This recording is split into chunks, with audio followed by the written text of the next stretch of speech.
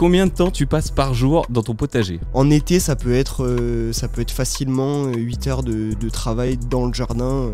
Si je regarde là dans les 4 derniers mois, une vidéo YouTube de 10 à 15 minutes chaque semaine depuis 4 mois, une vidéo Instagram tous les 2-3 jours et une vidéo TikTok par jour. Ouais, on a trouvé justement du coup un rythme qui est intéressant et qui est par contre très prenant. On se dit pas souvent, mais il y a aussi beaucoup de malveillance. Comment on fait pour faire les bons choix quand on n'y connaît rien? C'est le super délit. Super délit. C'est le super délit. Toute l'actu social média servie sur un podcast. Salut à toutes et à tous, je suis Camille Poignant et vous écoutez le Super Délit. Aujourd'hui, épisode hors des sentiers battus puisque j'ai la chance d'accueillir un invité très particulier.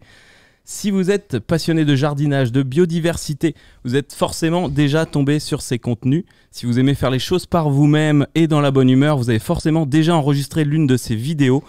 Et enfin, si vous appréciez le contenu pédagogique, dynamique et très enthousiaste, vous avez forcément déjà regardé l'un des désormais mythiques face caméra de Goran, aka le permaculteur. Comment ça va, Goran ? Bah ça va et toi ? Eh ben ça va très bien, écoute, on est bien, on est ensemble. Alors pour ceux qui ne connaîtraient pas le personnage, le permaculteur, c'est 1 380 000 abonnés sur les réseaux sociaux, si peu.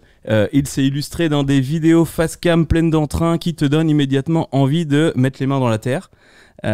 J'ai droppé le mot jardin, c'est pas pour rien, parce que sa niche à lui, c'est la permaculture.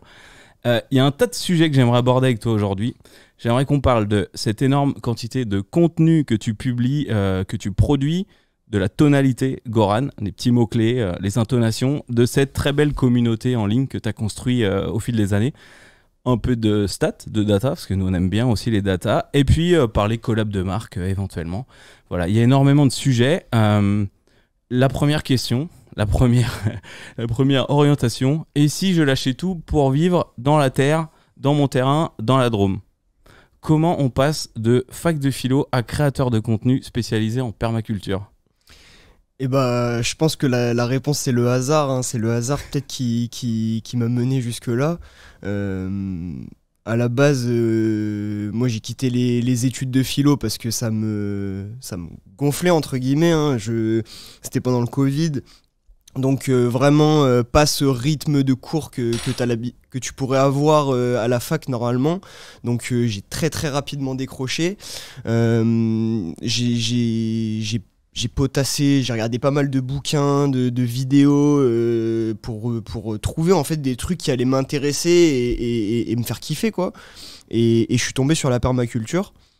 Donc du coup, je me suis lancé pendant 6 mois, j'ai regardé le plus de choses possibles sur le sujet pour apprendre le plus de connaissances possibles. Et en fait, moi, j'ai hérité d'un terrain familial. En fait, mes parents ont divorcé, ont vendu la maison et on avait 1 hectare de terrain. Donc j'ai gardé cet hectare de terrain. Il était vierge, il n'y avait rien dessus. Et je me suis dit, bah, j'ai le terrain. Ça vaut le coup de tenter, il faut faire un truc dessus, il faut cultiver quelque chose. Et justement, bah, j'ai décidé de me lancer dans le projet, de monter une micro-ferme en permaculture. Et tout ça sur mon terrain de naissance, on va dire. Donc Google, conseiller d'orientation. Google. T'avais quand même, je sais pas, un petit lien avec la terre, un truc qui t'a quand même donné envie de t'orienter là-dessus. Ouais, bah il y a plusieurs liens, hein. Déjà, le fait que j'ai grandi à la campagne, je pense que ça a beaucoup aidé, le fait d'être tout le temps dehors, en fait, de plus passer de temps en fait à être dans le jardin avec les animaux, avec j'ai toujours eu des lapins, des chats, bah là j'ai un chien, j'en ai eu un autre avant, là j'ai des poules, j'ai toujours eu l'habitude en fait d'avoir des animaux et je passais aussi souvent mes vacances en Bretagne dans une maison familiale, une ferme. Donc du coup c'est vrai que les vaches, les veaux, bah c'était un peu le quotidien là-bas en Bretagne. C'était une ferme de laitière, donc du coup c'était incroyable quoi. Donc en fait on a eu exactement la même jeunesse, sauf que du coup bah toi t'es le moi d'aujourd'hui qui bosse pas dans la com et moi j'aurais pu finir comme toi dans un terrain de la Drôme, et du coup tu viens de la Drôme, c'est ça? C'est ça, ouais, de Romans-sur-Isère exactement, la capitale de la chaussure. Et pourquoi pas un jour la capitale de la perma. Ça c'est placé. Bon, tu nous as raconté cette petite historique passionnant. C'est quoi ta définition à toi de la permaculture? Parce qu'on en fait, ce terme, il est peut-être galvaudé pour certains, il est peut-être un peu extrême pour d'autres. Tu le défends très bien sur des vidéos, donc raconte-nous un peu ce que c'est pour toi la permaculture. Bah, en fait, la permaculture pure et dure, à la base, ça vient de donc permanente, et culture, bah, la culture de quelque chose, hein, ça peut être de céréales, de légumes, d'animaux par exemple, même si c'est pas de la culture, c'est de l'élevage. Mais du coup, c'est permanente culture, et en fait, ce mot, en fait, il a sa définition qui lui est propre, mais en fait, la permaculture, c'est une philosophie de vie, c'est vraiment une façon de voir les choses, et finalement, chacun en fait peut se l'approprier à sa façon, et je pense qu'il n'y a pas vraiment une définition qui existe, et je pense que les fondateurs justement de la permaculture, j'ai plus les noms exacts, hein, mais ces gars-là, quand ils ont créé la permaculture, je pense pas qu'ils se sont dit on va créer un truc qui est défini, qui a un modèle, et ça doit être comme ça et pas autrement, et ceux qui font pas comme ça, bah, c'est pas des gens qui font de la permaculture. Je pense plutôt que les gars, ils se sont dit on va imaginer quelque chose, et justement, si aujourd'hui ils voyaient l'évolution qu'il y a eu avec le temps, les personnes qui ont réinventé des techniques, tout ça, et bah, je pense que justement, eux, ils seraient fiers parce qu'il y a eu une réelle évolution du milieu, et le fait qu'il y ait justement des définitions qui changent en fait en fonction des gens. Et du coup, pour répondre à ta question, pour moi, vraiment, la permaculture, c'est vraiment un modèle de culture, un modèle agricole qui s'inspire du fonctionnement de la nature, en reposant sur des principes fondamentaux, certes, mais qui surtout a pour objectif en fait de contribuer à la biodiversité et contribuer au bien-être des hommes en fait. Très belle définition. Et un truc que je réalise un peu, hein, ça fait super longtemps que je regarde tes contenus, que je m'intéresse aussi. Je fais du jardin aussi chez moi. Il y a certainement des choses que j'ai piquées de ton compte, comme bouturer des fraisiers, etc. Voilà, je te le dis. J'ai mon beau-frère qui est ultra fan aussi de tes contenus, qui est à fond dedans, et qui a aussi, lui, sa définition de la permaculture, sa vision. D'ailleurs, il s'est basé sur une BD, je crois que c'est Petite leçon de permaculture, qui est ultra bien branlée, qui explique dans le détail. Et pareil, ça mélange toutes ces philosophies-là. Et ce que je trouve ouf, c'est que, bon, il y a le mot culture, c'est que c'est vraiment une culture à part entière, mais vraiment une culture populaire en fait. C'est pas juste cultiver des choses, c'est en effet, chacun peut l'interpréter à sa manière, et on le voit très bien d'ailleurs. T'as un jeune qui est fringué en North Face avec un petit bonnet Lacoste et qui nous parle de jardinage au fin fond de la Drôme, donc c'est assez cool, et je trouve que ça s'inscrit bien dans le temps d'aujourd'hui, donc continue comme ça, ok? Merci beaucoup. Bon, merci, super, c'est que le début de l'épisode, donc t'es obligé de continuer. Bien sûr. Combien de temps tu passes par jour dans ton potager? Eh ben, beaucoup. Justement, ça ça prend toute la journée presque. Alors en ce moment un peu moins, parce que justement là ça a été un peu la trêve hivernale, donc justement il n'y avait pas de gros travail au champ, mais là justement là je commence à sentir l'activité qui s'intensifie, les semis qui commencent à prendre de plus en plus, les repiquages. Là bientôt on va démarrer la plantation, donc du coup c'est vrai que au fur et à mesure du temps là je commence à voir la charge de travail qui augmente, et ouais, ça c'est en été ça peut être facilement 8 heures de travail dans le jardin. Tu kiffes toujours autant ça? Ah bah bien sûr, justement je veux plus. Et là, est-ce que t'es un peu en attente là du début vraiment officiel du lancement de la saison? Ouais, c'est vraiment bah là ça a déjà un petit peu commencé, mais c'est vrai que j'attends avec impatience le mois d'avril, qui justement est un peu le mois où tout est permis en fait. On dit souvent en avril ne te découvre pas d'un film, mais pour le jardin, pour le coup, on peut tenter des folies, et justement c'est en avril un peu que tout se dessine, hein, parce que si on commence déjà à planter en avril, ça veut dire qu'on a déjà des récoltes en juin, et ça c'est intéressant, donc voilà. Et tiens, est-ce que toi tu crois à ces citations de Daron là, justement, tous ces trucs, tous les calendriers? Je sais que chaque jour quasiment il y a une citation du jardin. Est-ce que tu y crois à ces croyances un peu à l'ancienne? Alors ouais, c'est vrai que justement en plus en permaculture, on se rend compte que les anciens, je dis encore entre guillemets parce que c'est pas du tout péjoratif, mais les anciens ils ont toujours eu raison. Des signes en fait que la nature nous envoie, et qu'on peut interpréter justement, par exemple avec les calendriers lunaires, des choses comme ça. En fait, c'est plein de facteurs que la nature nous a mis à disposition, et qu'aujourd'hui avec la technologie on a oublié. Mais quand on discute avec les anciens, on se rend vite compte qu'en fait on a tout à proximité, et en fait on a juste à se renseigner et à être curieux, quoi. La permaculture, ça C'est englobe tout ça. Donc 8 heures par jour dans le jardin au fort de la saison et sur les réseaux. Combien tu passes de temps par jour? Et bah sur les réseaux justement là c'est aussi beaucoup de temps. Là on va dire que bah là en ce moment là vu que je suis moins au jardin du coup ça prend beaucoup plus de temps c'est sûr, mais ouais on va dire en moyenne pour ma part ouais 3-4 heures par jour. Donc juste la partie tournée, pas monter, tout ça, parce que ça justement bah, c'est Hugo qui s'en occupe. Et heureusement parce que je pourrais pas tenir le coup, clairement. Je pourrais pas tout faire. Clairement, je pourrais pas tenir le coup.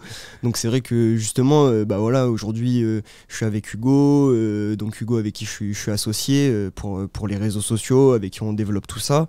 Et on est aussi accompagné par Mathieu et Charlie, qui sont justement nos agents. Et c'est vrai que ça nous aide beaucoup parce que ça permet de libérer beaucoup de temps facilement. 4 heures de travail est libéré par jour, donc c'est énorme quoi. J'allais dropper des noms et des questions plus tard, mais vu que tu as commencé, est-ce que tu peux nous resituer vite fait justement qui sont les personnes qui t'entourent dans cette expérience-là?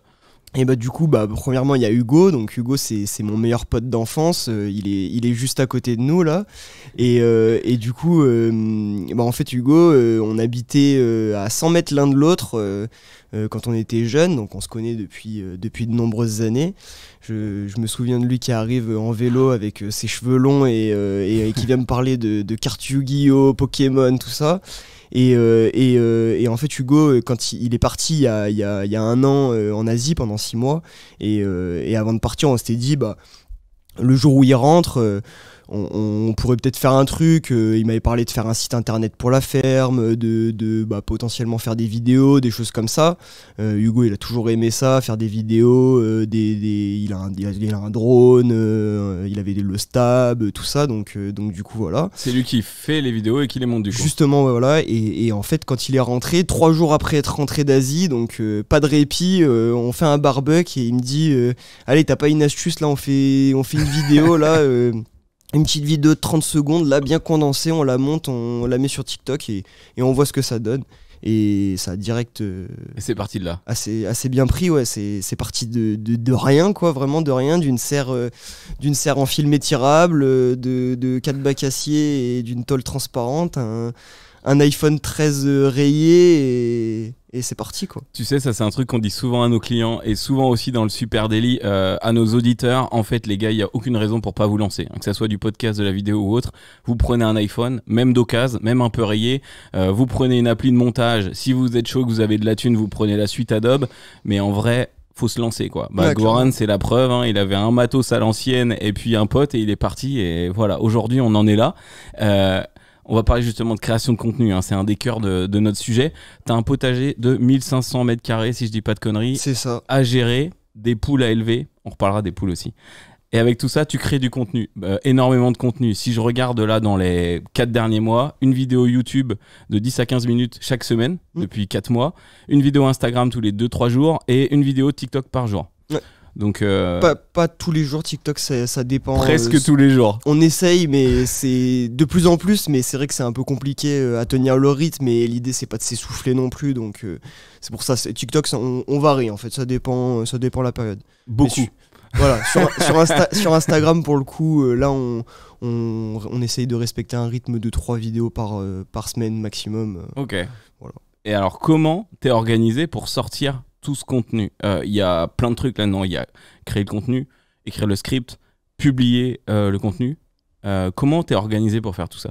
Bah déjà t'enlèves le script parce qu'il n'y a pas de script. Ouais, ok. Premièrement. Une question en moins. Il n'y a pas de script déjà, donc feeling. On y va comme feeling. ça. Alors après, c'est sûr que au tout début c'était vraiment freestyle, impro à 100%.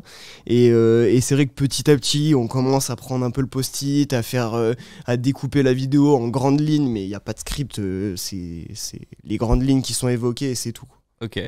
Et voilà. Du coup, ça vous filmez ensemble avec Hugo. Et après, comment ça se passe? Qui fait le montage? Qui publie? Justement, en gros, on fait la vidéo ensemble. Donc, on imagine la vidéo ensemble. En fait, on se dit, par exemple, la veille, demain, on fait une vidéo sur la peau de banane. On se dit ok, on fait une vidéo sur la peau de banane, on la fait demain à 8h. Du coup nous, entre le temps où on est rentré chez nous et on revient le lendemain, on réfléchit chacun de notre côté, on se pose, on met en place tout ce qu'on a besoin pour faire la vidéo et on se dit allez on tourne. Donc je dis peut-être qu'on pourrait commencer comme ça. Je démarre, on fait ah non c'est pas bon. Hugo il me dit démarre comme ça plutôt, on démarre, ah ouais c'est pas mal et après on ainsi de suite et après on se lance et une fois que la vidéo est terminée, Hugo il part en montage et une fois que c'est terminé, des fois il y a des voix off à faire donc du coup je reviens avec lui et on fait les voix off ensemble et après on poste. C'est publié dans la foulée, quasiment la même journée. Alors de moins en moins on essaye de prendre quand même 1 ou 2 jours d'avance quand même. Ok, bien joué. Mais ouais sinon ouais c'est dans la foulée et Hugo il poste sur Instagram, moi je poste sur TikTok. Ok, donc et toi Hugo, tu il poste gardes, aussi sur YouTube, tu gardes quand même la main là-dessus un pour, petit peu, pour être ouais. encore un peu geek des réseaux. Ouais quand même. Après moi c'est vrai que les réseaux j'y suis à la base, moi j'avais pas TikTok pour le coup avant, enfin je jamais trop traîné en fait sur les réseaux, donc c'est vrai que je suis un peu un boomer. C'est pas grave, ça fonctionne. C'est le principal. Je suis pas le meilleur sur ce niveau-là. Et qu'est-ce que j'allais dire ? Je sais plus ce que j'allais te dire. Ça va te revenir. Ah oui, et du coup, oui, c'est vrai que du coup, j'essaye quand même de répondre. Déjà sur TikTok, je réponds au plus de messages possible. Sur Instagram, aux messages privés, même si c'est vrai que c'est très très compliqué de répondre à tout le monde parce que c'est pas possible en fait, clairement. C'est pas possible. Et les commentaires sur Instagram, c'est beaucoup Hugo aussi qui, du coup, à force, il commence à large connaître tous les sujets, quoi. Donc, on va en parler juste après de cette version communautaire, réponse aux commentaires. Mais en effet, ça doit être déjà ça doit être un peu les courriers du cœur en message privé, j'imagine. Ouais, c'est beaucoup de ça. Après il y a aussi beaucoup de problématiques justement, et quand c'est des problématiques très spécifiques là justement, je réponds aussi parce que il y a des style par exemple, je sais pas, des fois on a des plantes un petit peu à qui on est très attaché, un olivier qui appartenait à l'arrière-grand-père ou quoi, et c'est vrai que quand je vois un message ma plante va mourir, c'était celle de mon arrière-grand-père, je suis obligé de répondre. Si vous voulez une réponse du permaculteur, commencez par ma plante va mourir. Voilà. Ok, ça marche trop bien. Je réponds instantanément. Tu disais que tu commences à, par exemple, créer une vidéo et la publier que quelques jours plus tard. Est-ce que vous avez une vision un peu sur votre... alors nous on appelle ça le planning éditorial. Qu'est-ce que je vais publier ce mois-ci ? Est-ce que vous avez de l'avance sur un mois ou sur une semaine? Vous êtes comment un peu là-dessus?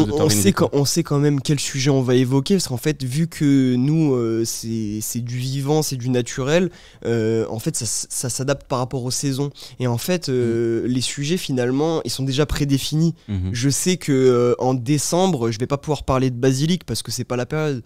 Par contre, en juillet, en août, en juin, pas de problème, on peut parler du basilic, on peut parler de la tomate, on peut parler vraiment de le tout, contenu, il s'impose, on va dire, les thématiques s'imposent un peu à toi par les saisons, mais après, est-ce que tu as une réflexion sur est-ce que je vais être plus tourné conseil, tuto, peut-être do it yourself? Est-ce que ça, tu as une réflexion en amont ou ça se fait au feeling sur le terrain? Ça se fait pas mal au feeling, pas mal en fonction des demandes aussi. Okay. Par exemple, si, je sais pas, tu vois, par exemple, en été, souvent au mois de juillet, en fait, t'as une invasion de dorifort. C'est la plante des patates, la bête des patates. Et en fait, c'est hyper problématique. Et à cette période-là, en fait, limite un message sur 4, c'est pour te dire qu'il y a des dorifores et qu'il y a un problème, quoi. Donc du coup, c'est vrai que c'est des sujets, quand on voit ça, allez, on fait une vidéo là-dessus parce que c'est vrai que c'est important. Trop bien. Et voilà, quoi. Ok, c'est super intéressant de voir ça, de voir qu'en tout cas tu as déjà une réflexion par rapport à la communauté et aux demandes. On va creuser ça tout à l'heure. J'ai fait une petite rétrospective moi des types de contenus que tu as publiés, de ton ancienneté. Alors on comprend que tu t'es réellement professionnalisé, si je dois dire, au retour d'Hugo il y a 6-8 mois, 10 mois peut-être. C'était en 13 avril, je crois. Ouais, voilà, c'est ça. Moi, j'avais mai, j'avais en tête, mais c'est ça. J'ai passé pas mal de temps sur tes comptes, en perso, mais aussi, du coup, pour préparer cet épisode. J'ai vu beaucoup de rigueur, parce que c'est quand même un volume de contenu que tu sors depuis 1 an, et puis plus de temps que ça, et beaucoup d'évolution aussi. Alors, je comprends un petit peu mieux maintenant le décor. Avant, tu étais plutôt solo et pas très réseaux sociaux, et maintenant, tu te professionnalises. Mais je vais quand même faire une petite rétrospective de ta vie de créateur créateur de contenu. 19 février 2021, il y a 2 ans, tu partageais ton premier contenu, une photo de tes pieds devant un paillage. Le tout premier carré. Ouais, très très beau. On voyait pas grand chose, on voyait des bottes, bon c'était cool. Ouais. Ensuite, pendant une bonne année et demie même, jusqu'en octobre 2022, t'es devenu maître dans l'art du carrousel. C'est simple, tu racontais tout en 2-3 images. Parfois c'était les mêmes. 2 emojis, 8 hashtags. Et roule. Et puis 2 mai 2023, donc tu vois, on est à peu près dans les retours. Il y a 10 mois, quasiment tout pile, première vidéo face caméra. C'est ça. Un tuto pour recycler ses pommes de terre. Exactement. Moi, j'étais en train de me dire quand est-ce que je vais planter des patates, comment je m'y prends. Et je suis tombé sur toi. Et c'est qu'après que j'ai compris que ça commençait à prendre et que je te voyais de plus en plus. Cette rigueur-là, parce que du coup, tu t'infliges des jours, des volumes, des formats, des récurrences. Est-ce que cette rigueur, elle repose sur une stratégie ? Quelque chose qui est pensé en avance entre vous? En gros, comment dire? En fait, il n'y a pas vraiment de stratégie, il n'y a pas de... Comment dire? En fait, à la base, on faisait une vidéo tous les jours. On s'est dit, mais c'est pas possible. C'est pas possible. Tu peux pas faire une vidéo tous les jours. Puis après, on s'est dit, bon, bah, on va faire 4 vidéos par semaine. Sauf que 4 vidéos par semaine, bah, si tu veux faire du YouTube, que tu dois faire des interviews, que tu dois faire le jardin, que tu dois t'occuper des animaux, que tu dois en plus de ça faire plein de choses, quoi, c'est pas tenable. Et c'est vrai que, on va dire 2,5, c'est le chiffre qui correspondait bien parce que à la fois ça donne un rythme, ça donne un rythme sur le compte, c'est condensé. À la fois c'est pas lourd parce que du coup ça saoule pas l'audience non plus. L'idée, c'est pas de saouler les gens. Et à la fois, en fait, ça fait comprendre aux gens qu'il n'y a pas de saison, en fait, pour faire du jardin, pour faire quelque chose. Et que, en fait, toutes les semaines, on peut faire un truc, même quand il pleut. Ce qu'on voit, il y a des vidéos où il fait pas beau, il y a des vidéos où il fait super soleil. et justement, l'idée, c'est de montrer qu'en fait, on peut tout le temps jardiner. T'as remarqué que tu m'as dit qu'il n'y a pas de stratégie et que juste en parlant, tu viens quand même de m'expliquer une sacrée stratégie. Mais justement, pour moi, la stratégie, c'est préparer. La stratégie, c'est préparer et là, pour le coup, c'est pas vraiment préparé. C'est pas vraiment préparé parce que le rythme, en fait, il est venu un peu tout seul. Ouais, mais t'as trouvé un rythme. Vous avez un rythme. Par contre, ouais, on a trouvé justement, du coup, un rythme qui est intéressant et qui est, par contre, très prenant pour le coup. Ouais, j'imagine. Mais bon, vous avez trouvé votre rythme. Comme nous, avec nos épisodes tous les jours, vous êtes infligé un truc. Maintenant, faut le suivre. Bien sûr. Côté geek, social media, il y a une question aussi qu'on se pose, que je me suis posée. Est-ce qu'il y a, dans la manière dont tu fais tes contenus, dans les formats que tu choisis, un lien avec les algorithmes ou la performance des contenus? Je précise, est-ce que tu prends du recul sur comment fonctionnent les algorithmes d'Instagram en ce moment, quelles sont les vidéos qui marchent et comment elles sont montées? Est-ce qu'il y a une réflexion sur ça, les algorithmes et la demande C'est vrai que quand tu postes par exemple 10 vidéos à la suite et que t'as des vidéos qui explosent et des vidéos qui font pas de vues, et pourtant t'estimes que cette vidéo elle est mieux que l'autre ou quoi. En fait, par exemple, une vidéo que je trouvais exceptionnelle, je comprenais pas pourquoi elle avait pas pris, tu vois. Je comprenais pas pourquoi elle avait pas fait plus de 30 000 vues. Et en fait, je la regarde 6 mois après, je me dis, mais en fait, elle est minable la vidéo. Donc en fait, je pense que ça dépend de plein de choses, et quand on prend du recul au final avec le temps, on se rend compte en fait peut-être que cette vidéo elle était pas si bien que ça, peut-être qu'elle était pas si condensée que ça, et en revanche quand on regarde des vidéos qu'on se disait non elle est pas bien, et qu'au final on se dit pourquoi elle a marché, quand on la regarde en détail en fait on se dit ouais mais en fait il y a ça, et en fait c'est ça le secret. Et du coup le secret, il y a pas de secret en fait. Je sais même pas pourquoi j'ai dit le secret. Et du coup, à partir de ça, en fait, on prend note des choses parce que du coup, l'idée c'est de kiffer, mais c'est aussi de fidéliser l'audience, que les gens ils apprécient les vidéos. Donc, faut aussi faire des contenus qui leur plaisent et qui vont les inspirer, et surtout qui vont leur donner envie de regarder. Donc, à partir de ça, comment dire ? Par exemple, on a investi dans du matériel vidéo, donc qui nous permet d'avoir des vidéos beaucoup plus qualitatives. Je pense qu'il y a quand même un contraste entre les toutes premières vidéos qui étaient moins lumineuses, des choses comme ça, avec aujourd'hui où les vidéos sont beaucoup plus lumineuses, beaucoup mieux montées. On met beaucoup de plans d'illustres maintenant, des choses comme ça. Et en fait, c'est des choses qu'on prend note par la suite, en fait, qu'on se dit, ça a bien marché parce qu'il y a ça, bah faut qu'on le mette en place, c'est intéressant, et au final on se rend compte qu'en fait on n'améliore pas le contenu en fait pour faire plus de vues ou pour avoir plus d'abonnés. Finalement, oui, c'est la finalité, mais en fait c'est juste qu'on est fier de notre contenu parce que notre contenu, on se rend compte qu'il est plus propre, il est plus condensé, il est mieux écouté, il est plus comment dire, c'est plus facile à regarder en fait. Ouais. Il est plus fluide. Ouais, voilà, c'est plus fluide, exactement. Et ces points-là, donc tu prends de la hauteur finalement sur ce que tu as pu faire les mois d'avant. Est-ce que c'est récurrent ou est-ce que c'est un peu de temps en temps, vous faites un point sur les précédents contenus comment vous faites ça? Je pense que ça dépend en fait. C'est des fois, par exemple, je sais pas, je vais être sur mon téléphone, je vais regarder les tout premiers contenus pour regarder. Des fois, je suis un peu mélancolique. Je regarde, je vois ma sœur à moitié effondrée sur les vidéos. Je suis là, bon. Pourquoi C'était pas mal. Dans ces vidéos, il y a un truc qu'on repère très vite. Un des marqueurs qui t'identifie, je l'appelle la tonalité Goran. La tonalité, le permaculteur. Elle a évolué au fil du temps. Salut à toi, jeune jardinier du dimanche. Ou ok, aujourd'hui, je te montre tel truc, comment transformer cet avocat en plante d'intérieur. Ou alors, ça, c'est du romarin. Est-ce qu'il y a une réflexion derrière ces petits changements? Est-ce que pareil, c'est du retour en arrière sur ça marchait mieux? Non, en fait, c'est des fois déjà c'est l'envie par exemple. Par exemple, quand on avait fait la vidéo sur le vin rouge, bah, en fait, j'avais trop envie de regarder la caméra et dire salut à toi, jeune ivrogne. Parce que je m'imagine en fait en train de regarder la vidéo et de rigoler parce que je me sens visé en fait.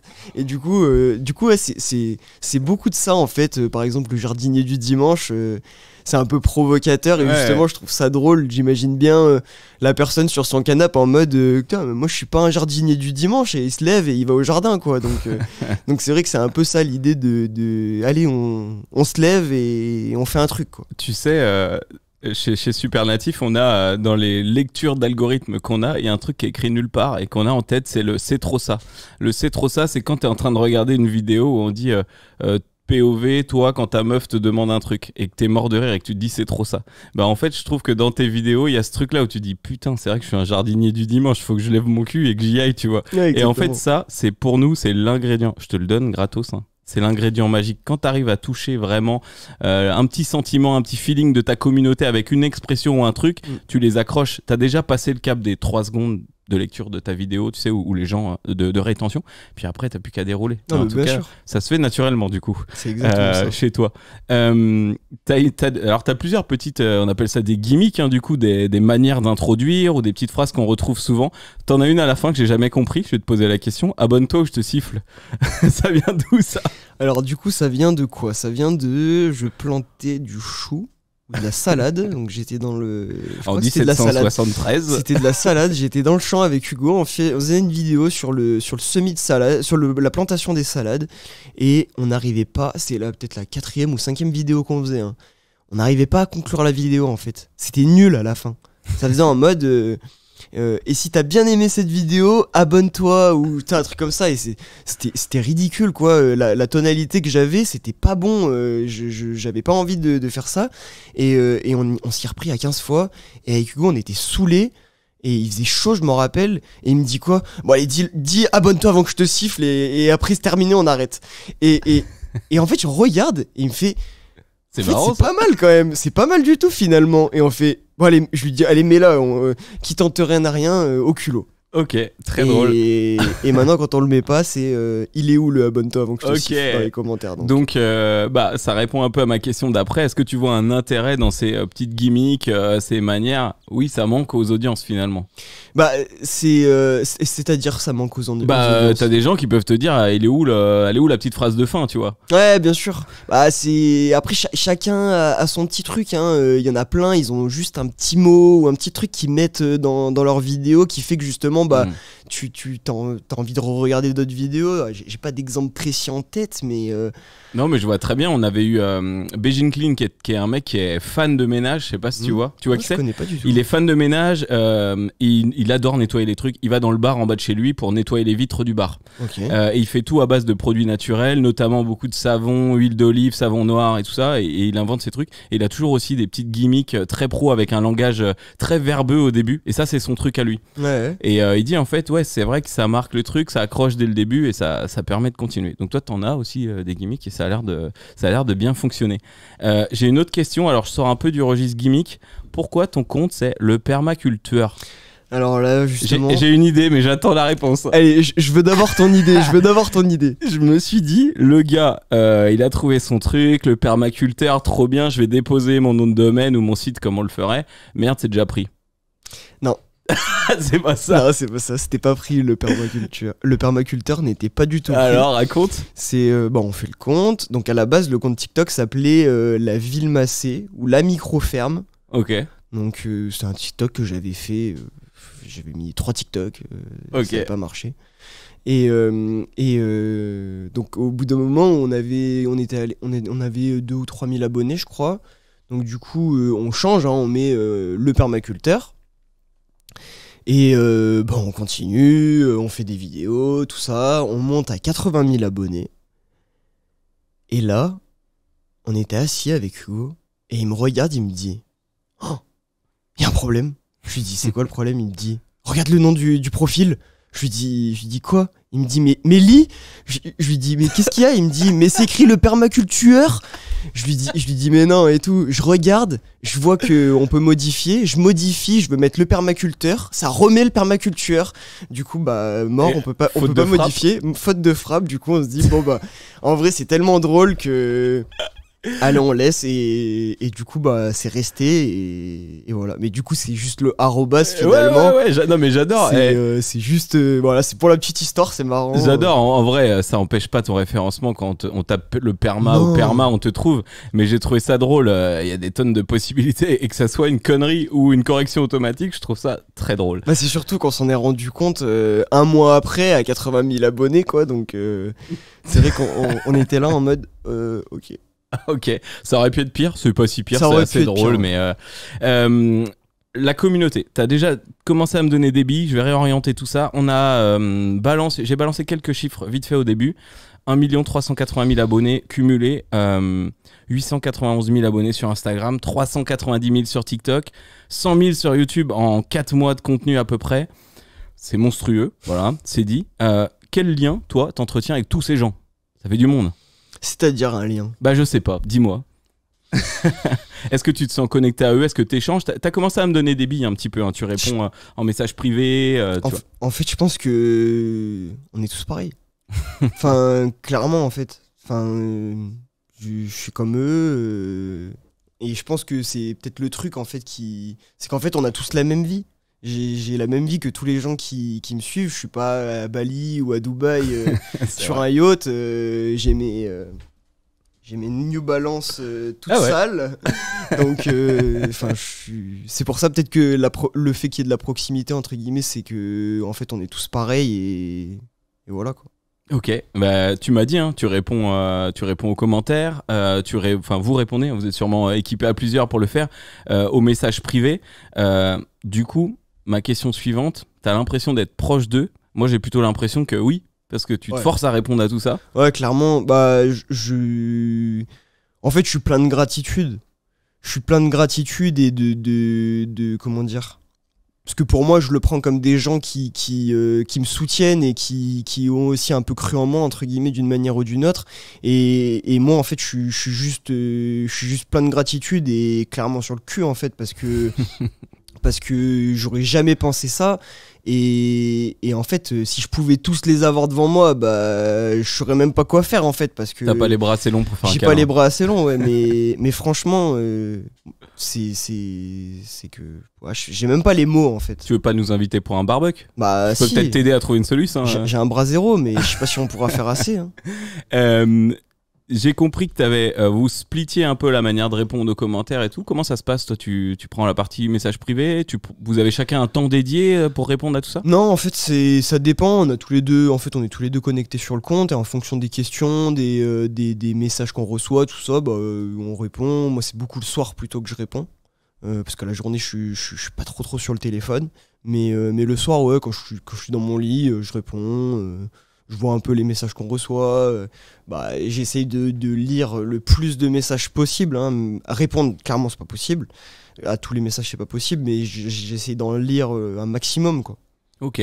De quelle manière tu réutilises cette matière quand je parle de matière, c'est les questions des gens, les commentaires, pour orienter ton contenu. Tu m'as donné quelques pistes, mais concrètement, comment ça se passe? J'arrive, je te parle d'une problématique sur les dorifores. Comment toi tu réagis dans la foulée? C'est simple, si quand je vais dans nouveaux messages ou demande de messages, donc le troisième onglet dans les messages Insta, si je vois que quand je défile, je vois le mot 15 fois dorifort, c'est que je sais que le problème actuel c'est la dorifort et du coup si je connais la solution pour remédier au problème, allez Hugo, si t'es chaud on fait la vidéo, on fait une vidéo sur le truc et si je connais pas justement je vais aller chercher les connaissances parce que par exemple moi les dorifores pour le coup j'en ai eu la première fois l'année dernière et les autres années j'ai jamais eu de dorifort donc j'avais jamais eu ce problème et donc du coup c'est pour ça que j'ai dû trouver les solutions justement pour arriver à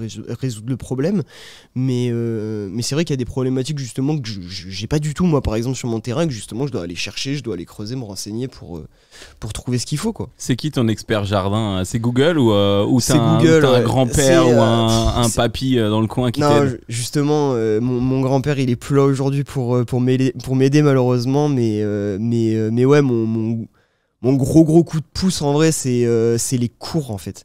C'est quand j'ai besoin d'une info vraiment très précise sur un sujet, style sur la greffe ou des trucs comme ça, je vais sur internet, je mets PDF cours greffage avec les termes techniques, okay. Ça me sort un PDF d'une école d'agri à Nantes ou je ne sais où. Et en fait, j'ai juste à regarder, j'ai toutes les infos dessus. Il faut quand même regarder, mais après, voilà. Ouais, bon réflexe. Ça, c'est toi, ta veille à toi, c'est ça. C'est piquer les cours des écoles où t'es pas allé. C'est ça. En fait, c'est exactement ça. Moi, honnêtement, clairement, en fait, la plupart des trucs que j'ai appris en maraîchage, en agriculture, tout ça, en fait, c'est que des trucs de cours d'école où justement, je suis jamais allé, quoi. C'est des PDF en fait qui mettent sur internet. Le Jardi Geek 3.0, trop bien. Donc on te pose plein de questions, j'ai bien compris, parfois tu réutilises directement la matière quand c'est un gros sujet phare. Est-ce que tu as déjà utilisé les fonctionnalités de réponse aux commentaires? Par exemple, tu vois, sur TikTok, tu peux prendre un commentaire et direct faire une vidéo. Non, c'est vrai que ça, pour le coup, j'ai jamais fait. J'ai jamais fait et c'est dommage parce que justement, je pense que c'est une fonctionnalité qui est intéressante justement parce que ça permet à la fois de répondre à des problématiques précises parce que du coup on peut répondre à des fois il y a des commentaires avec des problématiques très ciblées hein. Et justement ça peut être intéressant parce qu'à la fois ça fait du contenu pour des personnes qui auraient la même question et à la fois ça répond à une question qui peut être récurrente ou à un sujet très précis qui est pas du tout récurrent mais qui peut être intéressant à évoquer par exemple. Bon, je te le glisse, super dopage algorithmique ce type de réponse notamment sur TikTok, c'est vraiment un truc que la plateforme elle kiffe, que tu utilises ce moyen de répondre. Donc si tu as l'occasion de test et puis d'en glisser 2-3 dans ta prise de parole, c'est cool. Ok. Tu verras. C'est bon à savoir. Et est-ce que tu fais aussi, tu vois là c'est une fonctionnalité TikTok, mais si tu vas sur Meta par exemple Insta, tu as la possibilité de faire des stickers de questions.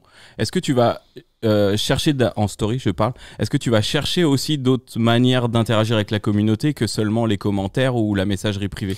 C'est vrai que justement en fait pour t'expliquer en fait la communauté c'est arrivé tellement rapidement en fait qu'en gros on a pris un peu les fonctionnalités qu'on connaissait. Bah oui, c'est bien. Et du coup on arrive à un stade où justement on se rend compte qu'en fait il y a plein de possibilités, il y a plein de trucs à faire. Et maintenant, petit à petit, ouais, justement, on va essayer de mettre en place ça. Par exemple, on a lancé une série qui, justement, en fait, ça vient beaucoup des abonnés, justement, qui ont demandé, qui disaient, ouais, on en veut d'autres. C'est le potager mois par mois. En fait, on fait, tous les mois, on fait une vidéo sur le mois de janvier, mars, avril, mai, juin. Et en fait, ça nous permet d'avoir. En fait, ça fait un petit peu comme une mini-série en fait, où les gens se retrouvent et les gens adorent. Et à la base, en fait, ça vient de. On en a fait une, on a dit, si ce type de contenu, mois par mois, avec un petit peu condensé, ça vous plaît, dites-le en commentaire. Et on a eu plein de commentaires. Et du coup, aujourd'hui, c'est un petit peu je vais pas dire la marque de fabrique du compte, mais c'est un petit peu la vidéo que tu retrouveras tous les mois sur le compte, quoi. J'ai vu, ils sont donc on les retrouve sur YouTube essentiellement, elles sont assez longues. C'est marrant parce que nous on accompagne du coup la marque Botanique qui est une marque de jardinerie et on fait un contenu qui s'appelle, alors qui est en carrousel Instagram pour le coup, qui s'appelle Que faire au jardin en mars, en 7-8 slides, quoi planter, quoi traiter, quoi retourner, etc., quoi cueillir, et ça cartonne. Donc c'est clair que toi t'as appris par toi-même que c'était un format qui pouvait fonctionner. En fait, ouais, c'est. Je pense que. Et tu vas voir, peut-être que vous l'avez déjà vu, mais tu vois, par exemple, sur TikTok, j'ai beaucoup de retraités qui m'envoient des messages et qui me disent « J'adore votre émission ». Et tu vois, moi ça me fait rire, c'est sûr que la première fois que j'ai entendu votre feuilleton est très sympa. Ça me fait rire, mais en fait, peut-être que, tu vois, les retraités, les personnes, on va dire, au-delà de 55 ans, peut-être qu'en fait, ils voient les réseaux sociaux un petit peu comme une sorte d'émission finalement. En fait, c'est un petit peu comme un feuilleton où justement, il y a des créateurs qu'ils aiment bien, un petit peu comme si c'était des présentateurs télé finalement, qui ont un petit peu leur petite vidéo ou émission toutes les semaines et qui suivent, quoi. Et c'est vrai que ce mot émission, il est ressorti, mais vraiment plein de fois de retraités justement qui disaient « Ouais, bonjour, je suis une mamie, j'adore ce que vous faites, j'adore votre émission ». J'avais pas prévu cette question, mais tu viens de la créer là. Tu dirais que, alors choisis la plateforme ou dans l'ensemble, mais quel âge ta communauté ? Alors 2-3 tranches, hein, si tu veux, fais un peu comme tu le sens, mais la communauté en vrai c'est un couple de personnes, hommes-femmes de 37 ans. Ok, c'est très précis. Ils ont un enfant ? 37 ans et elle est enceinte. Ok. Et ils vivent à quel endroit ?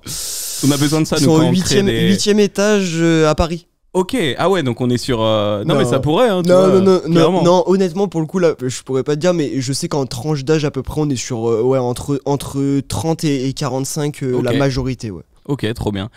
Pour ton interrogation sur les plus anciens sur TikTok, ils sont de plus en plus nombreux. On a des datas là-dessus, c'est un truc assez énervé. TikTok, on n'est plus du tout sur des 16-18. Ouais. Maintenant, c'est 18-44, 24-44, la cible la plus présente, et énormément d'anciens aussi. Ouais. Et TikTok a une grosse vocation de plateforme de divertissement. Donc, c'est pas du tout étonnant que depuis leur téléphone, ils voient ça comme une émission. Bah, bien sûr. Parce qu'on est là pour te divertir. Et puis en plus, quand tu regardes si tu continues à slider ou alors à regarder simplement la vidéo, on te propose une autre vidéo de Goran. Et ça ressemble pas mal à un feuilleton. C'est exactement ça. Feuilleton 9/16e. C'est ça. Puis après aussi, je pense que justement, le fait que ce soit jardin, tu vois, moi je le vois beaucoup. J'entends à chaque fois que quand j'étais plus jeune, j'allais chez un ancien qui avait un potager, j'entendais toujours dire ça, plus personne le fera, tout ça. Et peut-être que de voir en fait que y a des jeunes qui s'y mettent, en fait ça leur fait plaisir parce qu'ils se disent en fait on n'est peut-être pas perdu, quoi. T'as des grincheux un peu genre c'est pas comme ça qu'il faut faire. Hein. Oui, ça c'est tout le temps. Il y en a. Ça c'est. Ok, c'est les classiques. Les haters du jardin, c'est non, tes oignons, faut les mettre vers le sud. Hein, pas... les relous qui font toujours mieux que toi, mais qui font rien. Toujours. Hein. Là, on parle de communauté, on parle de tes abonnés, en gros tes audiences. On parle beaucoup de communauté en ligne sur les réseaux sociaux, notamment sur TikTok, qui est une plateforme qui s'est construite autour des centres d'intérêt communautaires. Je suis fan de jardin, on va beaucoup me proposer de contenu de jardin, mécanique, bricolage, etc. Est-ce que tu as l'impression, toi, d'appartenir à une communauté de jardinage, à savoir, est-ce que tu as du lien avec d'autres créateurs de contenu dans le jardin, jardinage, permaculture même ? Ouais, justement, c'est là que c'est intéressant, c'est que justement, en fait, il y a plein de personnes en fait, qui font du contenu jardin. Et par exemple, moi, il y a une personne que je suivais sur les réseaux, le potager d'Olivier sur YouTube, un gars que j'adore, hein, et que j'ai appris plein de trucs avec lui sur ses vidéos. Et c'est vrai que j'ai échangé avec lui il y a quelques semaines, super sympa, tu vois, on a pour projet peut-être de faire une vidéo ensemble, tout ça.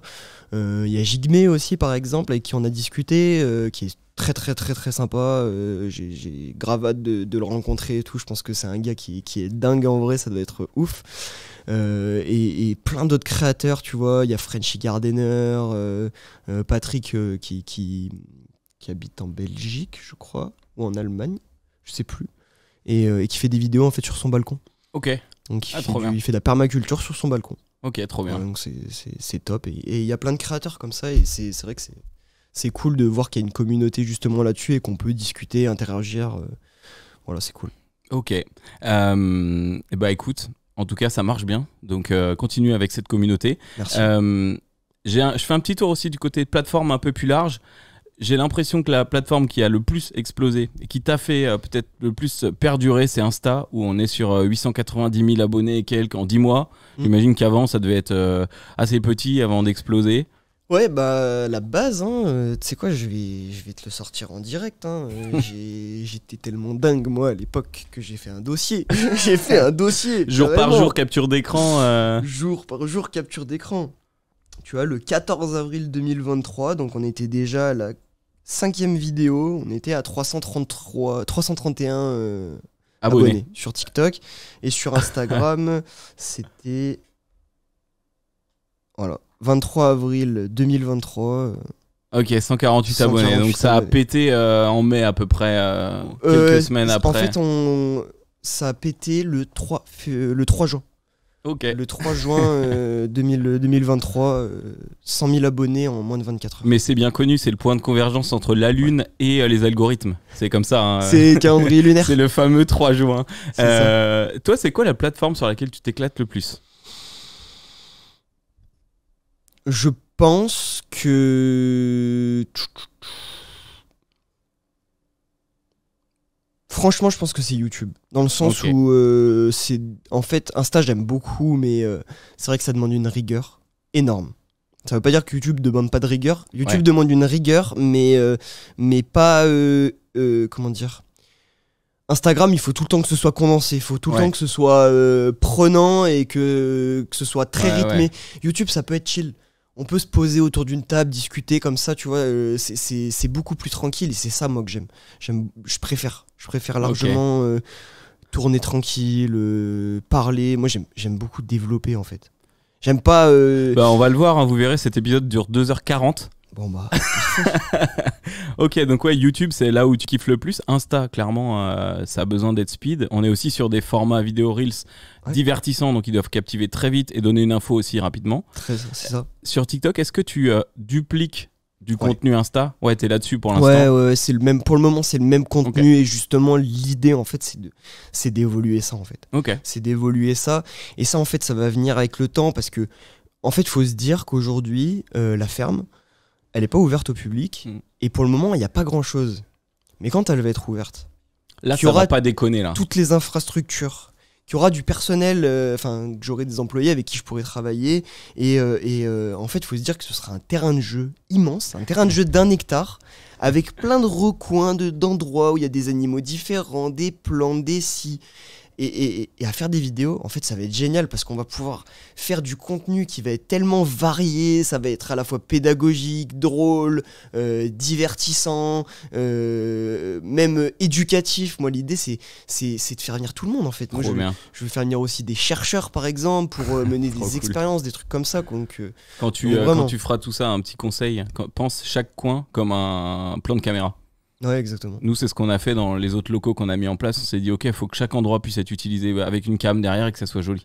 C'est sûr. Ça pourra t'aider, tu vois. Alors après, le problème, c'est que justement, du coup, vu que c'est une ferme, il faudra quand même produire, par exemple. Ah bah bien sûr. Tu vois, le maraîchage, par exemple, genre, ce sera droit, tu vois. Ouais, mais c'est joli, tu vois, c'est ça que je veux dire. Oui, mais faut que ça reste naturel. Ce que je veux dire, c'est que ça fera pas des beaux massifs dans le maraîchage, mais par contre, justement, l'idée, c'est d'avoir des jardins où t'as des espaces vraiment très très bien entretenus, et justement, bah, ça va être intéressant quand ce sera ouvert, là, justement, j'ai hâte. Trop bien. Petit focus sur YouTube. Tu t'es officiellement, tu me dis si je dis une connerie, mais lancé sur YouTube, lancé vraiment les premiers contenus qui apparaissent, en tout cas il y a 4 mois. en 4 mois, j'ai découvert ta chaîne YouTube il y a 2 jours, puisque j'en ai bien assez sur Insta, ça me suffit pour ma conso perso. Ça me fait assez rire la manière dont vous avez préempté YouTube, parce que tu as testé plein de formats un peu phares de YouTube. Faire un feat avec un YouTuber, check. On en reparle après si tu veux. React sur un événement, salon de l'agriculture, mort de rire. Je me suis vu, moi, je l'ai déjà fait pour un client et genre dans les allées en train d'être perdu. T'as vu la fin de vidéo? J'ai pas tout regardé, je suis désolé. Ça a mal fini, j'ai vomi à la fin. Ah bah ça me surprend pas. non mais intoxication alimentaire. Hein. Oh putain, moi ça fait une mauvaise pub pour le salon de l'agri.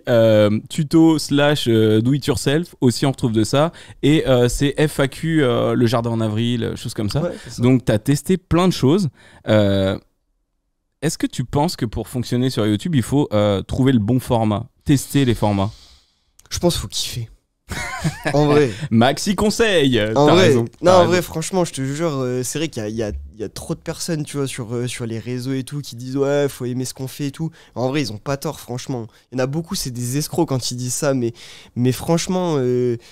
Je pense qu'il faut kiffer ce qu'on fait et en vrai tu le vois, hein, tous les gens qui font des vidéos, le grand JD, les gars comme ça, c'est des gars, ils sont passionnés par ce qu'ils font, les gars c'est des marteaux de ce qu'ils font, tu vois, ils vivent de ce qu'ils font et c'est des trucs qui les animent et je pense que si tu fais un contenu en mode tu dis ouais je vais faire une chaîne YouTube, l'objectif c'est de faire 12 millions d'abonnés et tout ça, en vrai ça marchera pas.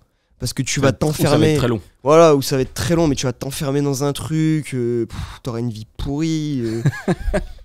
Enfin, je pense, hein. Après. Ok, non, mais c'est une très bonne vision des trucs et ça marche en tout cas super bien sur ta niche à toi, donc ça c'est cool. T'as rencontré du coup créateur de contenu, t'as fait un feat, une vidéo collab avec Inoxtag. Est-ce que ça a fonctionné? Est-ce que t'as kiffé? Ouais, j'ai kiffé. En fait, c'était pas prévu à la base, encore une fois. C'est en fait Inox, il faisait son tour de France avec GMK. En camping-car. Et en gros, Hugo, enfin moi je connaissais Inox, mais enfin je suivais Inox, mais vite fait, tu vois, je jamais trop regardé les vidéos et tout, mais je savais qui c'était. Et Hugo, lui justement, le suivait beaucoup. Et en fait, il a vu que justement, il faisait le tour de France en camping-car, et il a vu qu'il était à Montpellier. Et en fait, pour remonter à Paris, quand t'es descendu de Bordeaux, si tu fais le tour de France, tu remontes par la 7 et tu passes à côté de chez nous. Donc du coup, Hugo, il lui a envoyé un message en lui disant ouais, viens à la ferme et tout, si tu passes à côté et tout. Et par miracle, en fait, il a vu le message. Et du coup, il a dit ouais, BG, t'es où? Vous êtes où? Du coup, on a dit on est là et tout. Trop bien. Et du coup, il est venu et ouais, c'était trop cool. De base, il devait rester une demi-heure, je crois qu'il est resté 2h30. Il devait pas manger, on a fait un gros barbecue finalement. Enfin bref. La vidéo, elle a pas mal fonctionné, même un peu plus que les autres, on va dire. Après, bon, ça se tient avec un feed comme ça. Est-ce que tu penses à réitérer ça avec d'autres invités, d'autres youtubeurs? Ouais, justement, l'idée en fait, ce serait d'inviter justement d'autres personnes à venir découvrir. Quand il va y avoir les travaux d'aménagement de la ferme, il y a des trucs qui peuvent être sympas à faire. De faire par exemple des collabs avec des personnes qui font de la cuisine par exemple, du potager à l'assiette, des choses comme ça. C'est vrai que c'est des trucs qui sont hyper intéressants, où il y a du partage et aussi on partage un peu les communautés parce que ça permet de faire découvrir d'autres personnes à ta commune, donc c'est vrai que c'est intéressant. Carrément. Sur YouTube, dernière question. Donc on a vu que l'ingrédient premier c'était le kiff, hein. Voilà. Les sujets, t'as testé plusieurs formats, etc. Et, on a rencontré Justin Buisson il y a pas longtemps, je sais pas si tu connais. Il est motion designer, vidéaste, il se fait un gros kiff sur YouTube, il fait plein de formats cool et il nous a expliqué un peu le gros taf que c'était de bosser sur les miniatures, les vignettes des vidéos YouTube. Est-ce que toi, est-ce que c'est un taf chez vous? Est-ce que vous y allez à la Walou? Est-ce qu'il y a de la réflexion là-dessus? Justement, ouais, c'est justement tout le travail d'Hugo et par exemple là pour la dernière miniature, il s'est bien cassé la tête justement. Il a mis, je crois, bien 2 heures sur la miniature pour la faire et c'est vrai que justement. Moi je m'en rends pas trop compte, pour moi en fait c'est pas une miniature qui fait la vidéo, du coup je me rends pas compte, mais c'est vrai que tout le monde dit ouais justement la miniature c'est un peu ce qui définit la vidéo. Moi je suis plus en mode c'est le contenu pour moi qui fait qu'une vidéo elle est bien quoi, mais c'est vrai que du coup y a du travail là-dessus et justement on essaye d'évoluer la chose, de faire en sorte que les miniatures soient de mieux en mieux et voilà. Ok, bon, c'est bien d'en prendre compte, c'est important. Dernière rubrique, avant qu'on aille bouffer. Collab de marque, exposition média. On va parler un petit peu des RP de Goran. J'ai vu que récemment, il y avait eu belle exposition, bel éclatage médiatique pour toi. Il y a eu Quotidien, Combini, le Super Daily aussi. Là, on est sur des très gros médias. Est-ce que ça a changé des trucs pour toi, tout ça? Bah, ça a changé dans le sens où... Premièrement, c'est vrai que du coup, quand maintenant il y a une interview ou quoi, je suis beaucoup moins stressé, par exemple. Parce que du coup, ça... comment dire, je commence à m'y habituer, quoi. C'est presque au moins... Enfin, c'est au moins une interview par mois, donc... ça va faire 1 an, donc ça commence je commence à plus avoir, tu vois, la boule au ventre, tout ça que tu peux avoir. T'étais pas stressé de venir là, rassure-moi. Non, okay, je te mens pas, la première interview, j'étais pas serein, tu vois. Un truc qui aurait dû se faire en 30 minutes, je crois qu'on l'avait fait en 2 heures et tout. Okay. J'avais chaud, je m'en rappelle, j'en peux plus. Donc c'est pour ça, et sinon, ouais... en fait, ça te fait découvrir à d'autres personnes, et c'est vrai que c'est intéressant de recevoir de nouvelles personnes. C'est vrai que quand on est passé par exemple sur Quotidien, ça a ramené un très gros flux de personnes, et ça a été super intéressant. Plein de gens qui ont découvert le compte et qui suivent du coup depuis activement le compte, donc c'est vrai que c'est cool, quoi. Ok, trop bien. Moi, je te suis depuis le début et jusqu'à très récemment. Ça donne pas de date précise, comme ça je suis tranquille. J'avais vu très peu de collabs, de marques, de partenariats sur ton compte. Un des premiers trucs que j'ai vu, je crois, c'était cette appli où tu pouvais refiler tes légumes quand tu avais un surplus. Oli, c'est ça. Exactement. Pour le coup, j'ai trouvé que c'était super bien amené, la manière dont tu le faisais et tout. Je crois que ça commence, là si je dis pas de bêtises, ça commence à se développer. Tu commences à avoir davantage de collabs de marques. Ouais, justement, en fait, ça a été un peu au début, tu vois. C'est vrai que quand t'arrives sur les réseaux, que tu commences à avoir des abonnés, c'est vrai que t'es harcelé par les marques. T'as beaucoup de prises de contact de marques, beaucoup de malveillance aussi, bien sûr. Ça, c'est un truc sur lequel on se dit pas souvent, mais il y a aussi beaucoup de malveillance. Et justement, ça, en fait, ça a été... comment dire ?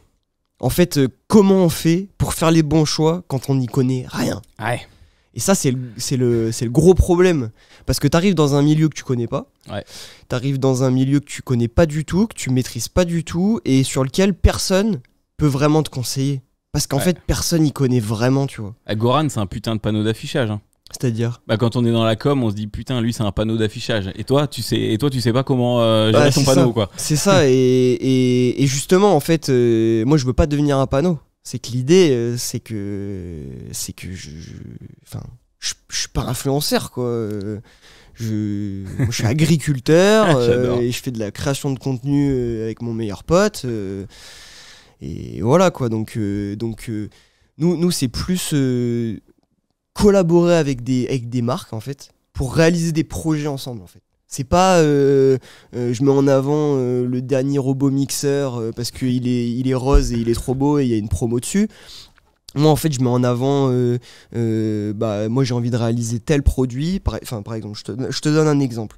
J'ai envie de créer un énorme bac de permaculture, un gros bac pour cultiver des agrumes, par exemple. Et moi, du coup, je vais chercher une marque comme, en fait, qui va vouloir m'accompagner justement pour ce projet, pour réaliser une belle vidéo sur le truc, donner aussi envie aux gens de réaliser ce projet.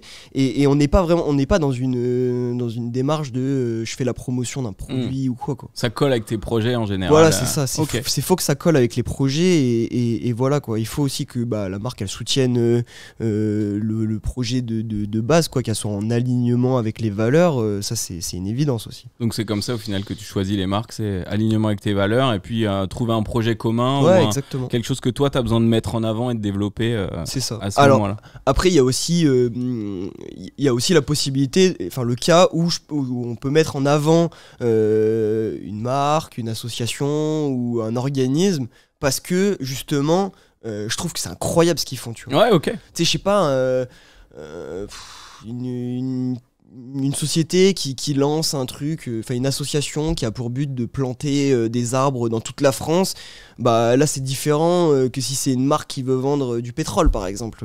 Ça n'a rien à voir, quoi. Ouais, là on n'a pas trop envie de toute façon. Voilà. De base. C'est exactement ça. T'as soulevé un point intéressant sur en fait on arrive, il y a peut-être de la malveillance, peut-être on est perdu, on n'est pas accompagné, il n'y a pas d'école là-dessus, il n'y a pas de PDF d'agriculteur, d'école d'agriculture pour te dire comment devenir agri-influenceur, je sais pas si ça existe. Et du coup, tu vois, ici on a pas mal de créateurs de contenu, on a pas mal de free, on a pas mal d'agences, de social media managers qui nous écoutent, énormément de typologies de gens différents. Moi, une question, je pense qu'il peut leur parler aussi, c'est comment vous y êtes pris ensemble pour mettre une valeur face à ton travail, fixer des tarifs, des contrats. Comment vous êtes pris pour arriver à mettre un prix là-dessus, un truc équitable, comment vous avez fait? Franchement, je sais même pas. Honnêtement, je pense que en fait, déjà tu discutes avec d'autres créateurs, des créateurs qui proposent quelque chose, et puis après tu te fies aussi par rapport à l'éthique. Dans le sens où il y a des choses qui sont inconcevables. Vendre ton image pendant 1000 ans, c'est... Non. Déjà, humainement, c'est pas possible. Voilà. non, mais c'est un exemple bidon, hein, mais ce que je veux dire, c'est que en fait, tu te rends compte qu'il y a plein de choses à prendre en compte et que la tarification, en fait, c'est pas forcément le temps que t'as pris que ça t'a pris. C'est surtout l'image que ça va avoir.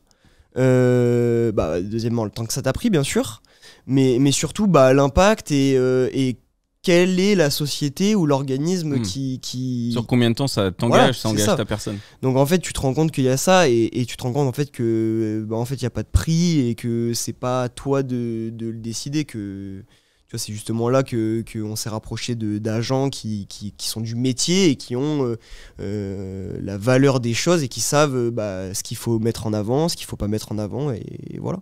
Ok. Du coup, toi, dans la foulée, ou alors un peu avant, un peu après, tu vas m'expliquer, t'as monté une agence avec des potes. Une agence ? Vous bossez en agence, t'as un agent d'influenceur, un agent de créateur, ou comment tu... en fait, comment tu décrirais ton fonctionnement ? En fait, nous avec Hugo, on fait notre train de vie, en fait, on fait nos vidéos, tout ça, on organise notre truc comme on l'entend, entre guillemets. Et à côté de ça, nous, on est accompagné par l'agence Brioche, justement. C'est à ça que je pensais. Qui, justement, s'occupe de toutes nos demandes entrants. C'est aussi un peu nos conseillers, hein, dans le sens où, par exemple, je sais pas... tu vois, par exemple, là, je vais bientôt lancer une campagne de financement participatif pour monter la ferme. Et tu vois, eux, ils nous aident tu vois, ils me disent, par exemple, je sais pas, peut-être pas écrit comme ça, change peut-être les couleurs, je sais pas. Et tu vois, nous, avec Hugo, on se dit, en fait, ouais, c'est un peu des conseillers, finalement, okay. Tu vois, ils t'aiguillent, ils t'aident à prendre les bonnes décisions sans les prendre à ta place, hein. Ça veut pas dire qu'ils prennent une décision à ta place, mais ils t'aiguillent et ils te mettent en garde aussi. Ils te mettent en garde et sur le plan juridique aussi. Sur le plan juridique, donc c'est ça qui est intéressant, quoi. Donc ça, c'est un des gros trucs qui t'a aidé aussi peut-être au début. Ouais, clairement. Ok. Écoute, t'as répondu pendant 1h10 à énormément de mes questions. Merci. Est-ce que toi, t'as des questions ? Profites-en. C'est gratuit en plus. Non, je pense pas avoir de questions. Quelle est la question que t'aurais voulu que je te pose ? T'es amoureux de tes poules ? J'aime mes poules, ouais. Alors amoureux, pas autant que ma femme, mais j'aime énormément mes animaux et mes animaux, c'est comment dire ? C'est ma thérapie, c'est ce qui me fait vibrer, quoi. Elles ont des prénoms, tes poules, ou pas ? Alors désolé, je suis très poule, parce que moi j'ai des poules aussi et elles ont des prénoms. J'ai 50 poules de réforme, des poules rousses. J'ai 6 poussins nègres de soie. J'ai une poule blanche, une poule naine blanche, 4 coqs, 5 oies. Okay. Donc du coup, c'est vrai que c'est un peu compliqué de donner un prénom à tout le monde. Alors le surnom qu'elles ont toutes, c'est Zouzou, c'est toutes des Zouzous. Ouais, ça va vite. Mais sinon, il y en a une qui a vraiment son prénom, c'est Zouzoune. Okay. Et elle, c'est ma poule favorite, hein. Elle est là depuis le début. En fait, elle était dans le poulailler il y a 1 an. Et en gros, elle s'est fait attaquer par toute cheptel de poules. En fait, je crois qu'elle avait l'aile cassée. Et du coup, toutes les poules en fait se sont mises sur elle, ont essayé de la tuer. Du coup, moi, je suis rentré, j'ai tout dégagé, je l'ai sortie. Et justement, moi, quand il y a toutes les poules qui se mettent sur une, je les déteste toutes, sauf celles qu'elles ont attaquées. Ah, ok, je vois. Et du coup, je m'en suis occupé pendant super longtemps. Au début, elle marchait plus, elle arrivait plus à voler. Je me suis dit, elle va mourir. Et aujourd'hui, bah, elle est en super forme. Elle est encore très fragile, c'est sûr. Hein. Elle vole plus, par exemple, mais elle a 4 ans et elle pète la forme. Là, à cette heure-là, elle doit être dans la serre en train de bronzer. Elle est vraiment trop bien. Et... Je pense que nos auditeurs sont très contents de cette petit passage poule, parce que j'en parle assez régulièrement des miennes. Elle s'appelle Laurine, Dalida et Dallas.